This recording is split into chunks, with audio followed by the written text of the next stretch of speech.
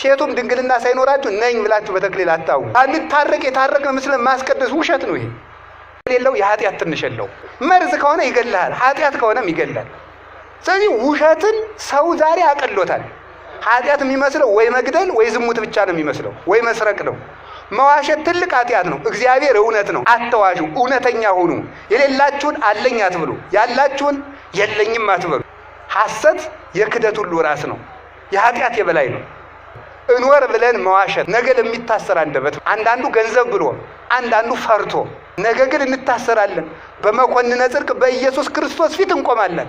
ያን ጊዜ እሱ ምስክር አያሻውም። ራሱ ኃጢአታችን አስጥቶ ይመለከተዋል።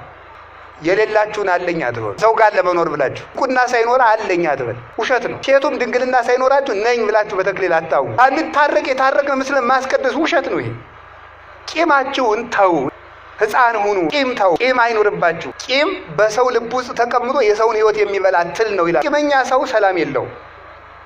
ራሱን ትል የቆሰነት አካል እንደሚበላ የሰውን ሕሊና የሚበላ በውስጥ የተከበረ አውሬ ቂም ነው።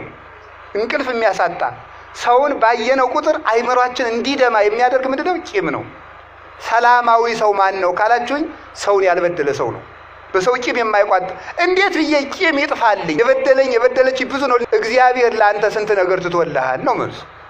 እግዚአብሔር የ30 ዓመት በደል ከተወልህ አንተ የአንድ ቀን የሁለት ቀን የሶስት ቀን የእህትህን የወንድምህን በደል ለምን አትተውም? እግዚአብሔር ሁሉ ዕዳ ትተወልሃል። ሰርቀህ ዝም፣ ዘሙተህ ዝም፣ አመንዝረህ ዝም፣ ተሳድበህ ዝም፣ ደብድበህ ዝም፣ እግዚአብሔር ሁሉ ዝም ብሎ አይተዋል። ምን አለ አንተ የአንድ ቀን የሁለት ሰው የሶስት ቀን አንድ ዓመት ይሄን ሰውዬ ከቻልኩት 5 ዓመት ይሄ ነው። እግዚአብሔር እድሜ ዘመንህን አንተን ችሎ የለም ወይ? እናንተም ተው እሱም ይተውላችኋል። እናንተ ይቅር በሉ እሱም ይቅር ይላችኋል።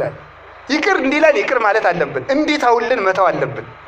ሰላማዊ ሰው እግዚአብሔርን የሚመስል ሰው እንኳን ከሰው ጋር ከአውሬ ጋር መኖር ያውቃል። ክፉ ሰው ደግሞ ከራሱ ጋር መኖር አይችልም። የመጀመሪያው ጦርነት ምንድነው? ሰው ከራሱ ጋር የሚያደርገው ጦርነት ነው። ከራሱ ጋር ያልታረቀ ሰው ከሰው ጋር መኖር አይችልም። ከሰው ጋር መኖር ያልቻለ ሰው ሕዝብና ሕዝብን ያባላል። ሕዝብ ጋር መኖር ያልቻለ ሰው ሀገርን ከሀገር ጋር ያጣላል። ከራሱ ጋር የታረቀ ሰው ግን ከሰው ሁሉ ጋር መኖር ይችላል። አልፎም ከፍጥረታት ጋር ሰላም መሆን ይችላል።